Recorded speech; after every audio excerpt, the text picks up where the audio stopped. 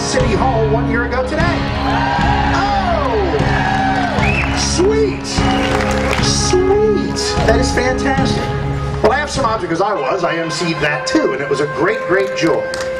And I remember that night 1 year ago, and obviously tonight is right in front of us, and I'm looking so forward to Election Day 2010. Is it November yet? So, if you take like a legal pad, make 3 columns, 1 year ago, tonight, Election Day 2010. Looks like this.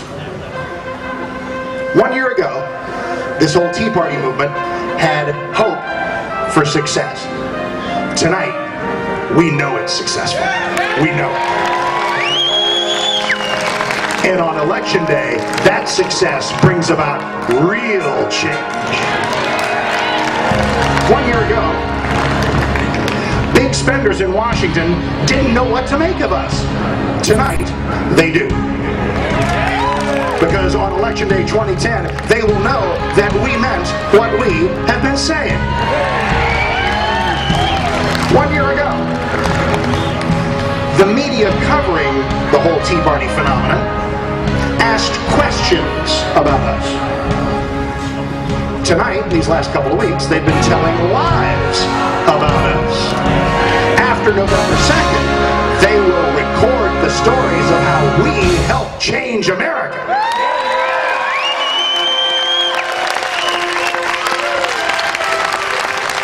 A year ago, we wondered if we could keep this passion alive for more than a little while. Now, we know we can, and we focus on keeping it alive until November.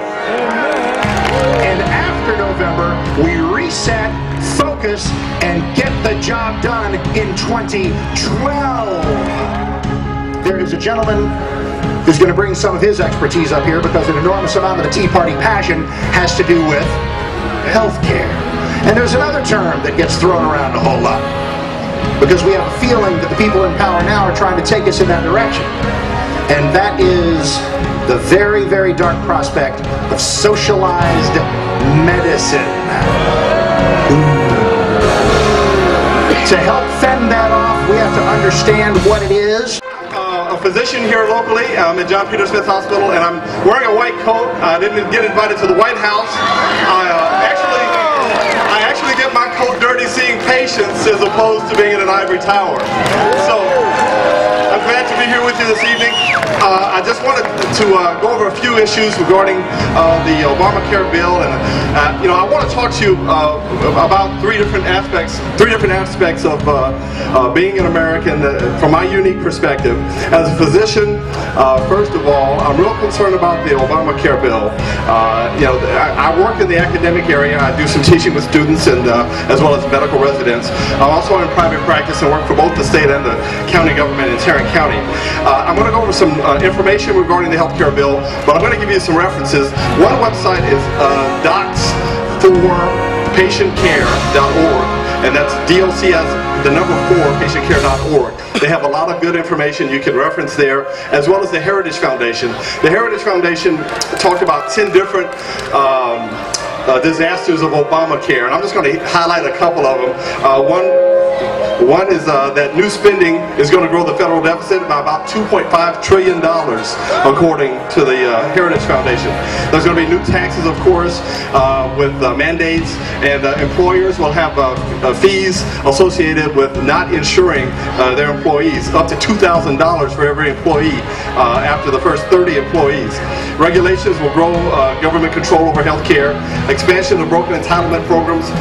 They're expecting about 32 million newly insured patients by 2019 with a program that already can't handle and is overburdened as it is. We're neglecting Medicare, which is due to be insolvent by 2016.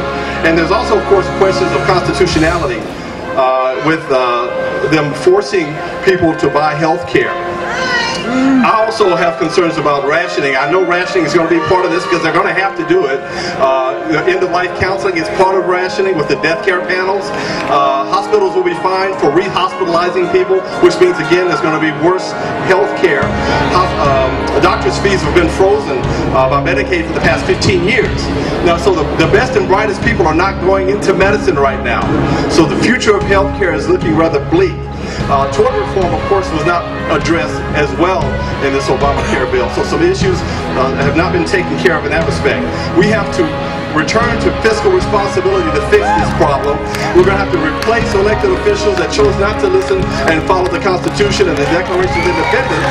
We have to replace all of those guys this November, and we can defund this mess. And in 2012, we can repeal this bill by getting a different administration involved with this.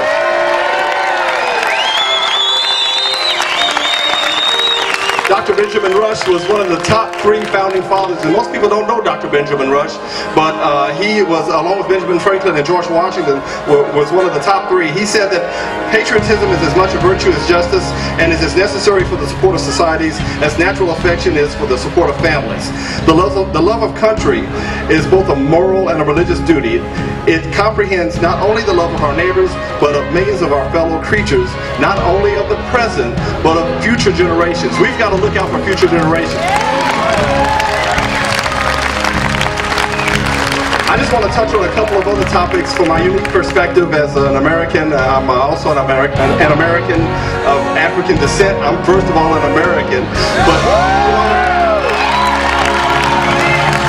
I've been hearing a lot of talk about this racism stuff, you know, and unfortunately the cry of racism has become like the boy that cried wolf, because you don't know when it's real anymore. And you know, I've been part of the 9/12 Fort Worth group as well as the Dallas Tea Party, and I've met nothing but good, loving, supportive people that love this country and want the best for this country.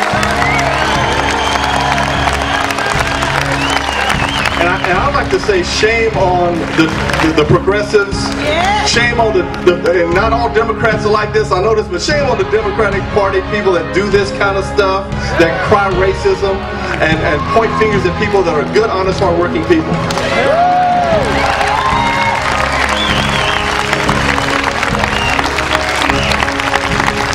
I've only got a few seconds here, but I do want to mention one other thing. I'm third of all, a Christian American, and that's the most important part. And I just want to say, we have to understand, you know, we've been suckered into this separation of church and state garbage, which is basically an obscure line from a letter by Thomas Jefferson to the Danbury Baptist, in which he talked about a wall of separation, but he was talking about protecting the church from the government, okay? All right? And so it's been misinterpreted, it's been misused, and you know, it's funny because most people don't know that the first English Bible in this country was published by the United States Congress for the use in schools. You know, you need to know your history. We as Christians have backed down from where we came from. And we need to understand that the founding fathers believed in the importance of Christianity in keeping this republic free. Because without a moral, virtuous people, you can never have freedom. You will have tyranny. I want to thank you very much. I've enjoyed my time with you. God bless you and God bless America.